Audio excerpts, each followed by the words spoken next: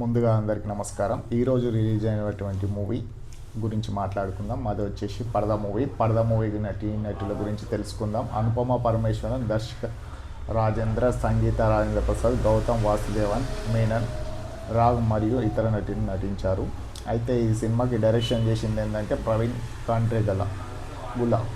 ఇంతకుముందు అతను శుభం సినిమా తీశాడు, అది బాగానే అనిపించింది. ఇక సంగీత విషయానికి వచ్చేసి గోపి సుందర్ తీశారు. ఇక కథ విషయానికి వస్తే పడతి అనే కల్పిత గ్రామానికి చెందిన యువతి సుబ్బలక్ష్మి అనేది అనుపమ పరమేశ్వరన్ సుబ్బుగా పిలువబడుతుంది. తన గ్రామానికి చెందిన పాతకాలం పద్ధతులకు విధేయురాలుగా సుబ్బు నడుచుకుంటుంది. అయితే ఆ గ్రామ సాంప్రదాయం ప్రకారం మహిళ తమ ముఖాన్ని పడదతో కప్పుకొని తీరాల్సి వస్తుంది. కేవలం కుటుంబీకులు తప్పితే మరెవడు వీలు లేదు. అలా సాంప్రదాయాలను ఉల్లంఘిస్తే ఆ ఊరి దేవత జ్వాలమ్మ ఆగ్రహానికి కావాల్సి వస్తుందని గ్రామస్తులు నమ్ముతారు.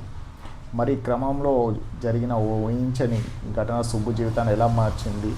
ఈ ప్రయాణంలో రత్నమ్మ, సంగీత, కృష్ణ, అలాగే అమిష్ట, దర్శ, రాజేందర్ పాత్రలేంటి? చివరికి సుబ్బు ఆ గ్రామం కోసం చేసినది ఏందనేది తెలియాలంటే సినిమా చూసి తెలుసుకోవాలి.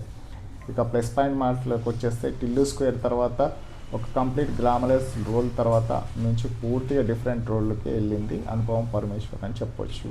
ఇక చిత్రాన్ని సుబ్బులక్ష్మి తీరు అలా కనబరిచినట్టు చాలా బాగానే ఉన్నాయి. చాలా సింపుల్ అండ్ సెలెక్టెడ్గా అనుపమ పాత్రల్లో ఒదిగిపోయింది. ఎమోషనల్ పరంగా కూడా కొన్ని కీలక సన్నివేశాలు అనుపమ భావించింది.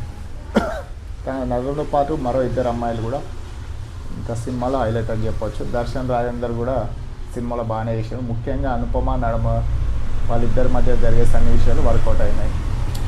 ఇక టైమింగ్ కూడా అనుపమ పరమేశ్వరన్ బాగానే చేసింది. అలాగే ఇంకో అమ్మాయి సంగీత క్రిష్ ఎంతసేపు ఉన్నది అనేది కాదు, ఉన్నంతకాలం ప్రభావం చూపించింది. సహజత్వమే బాగానే ఉంది. ఇక కొన్ని మైనస్ పాయింట్లో మాట్లాడుకుంటే చిత్రం అనేది బాగానే అనిపిస్తుంది, కానీ కథ అంతకు తగ్గట్టుగా సెటప్ బాగానే ఉన్నాయి. కొంచెం కథ గమనం వెళ్ళే కొద్దీ మారడం పరిస్థితుల్లో, ముఖ్యంగా పాత్రలు వాటి తీర్చిదిద్దిన సన్నిహితం కాస్త మెరుగ్గా ఉంటే బాగుండేది. అనుపమ రోల్ కూడా అంతే.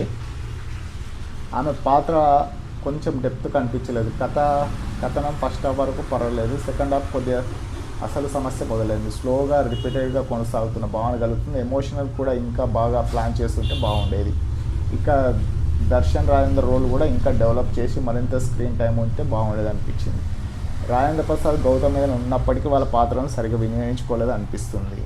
అంత ఎఫెక్ట్ కూడా చూడలేకపోయింది అనిపిస్తుంది. ఇక సాంకేతిక వర్గానికి వచ్చేస్తే మన సినిమా నిర్మాణ విలువలు పర్లేదు. గోపి సుందర్ ఇచ్చిన మ్యూజిక్ కూడా చాలా వరకు బాగానే ఉంది. కొన్ని సన్నివేశాలు ప్లస్ అయింది కూడా. పాటలు ఓకే.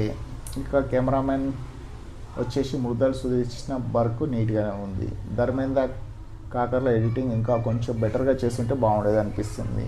ఇక దర్శకుడు ప్రవీణ్ గులా విషయానికి వస్తే ఈ ఏడాదిలో శుభంతో మహిళలకి మంచి ట్రీట్ ఇచ్చాడు. అదేవిధంగా ఈ సినిమా కూడా ఇస్తారనుకున్నారు చాలామంది.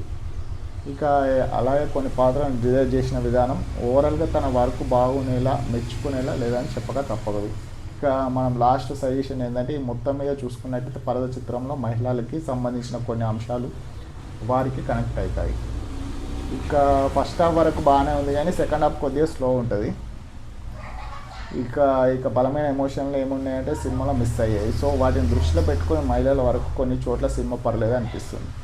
ఇక అన్ని ఓవరాల్గా చూస్తే మనం ఇచ్చే రేటింగ్ ఏంటంటే మనం తెలుసు కదండి, 2.7.5. ఓకే, 5 స్టార్కి.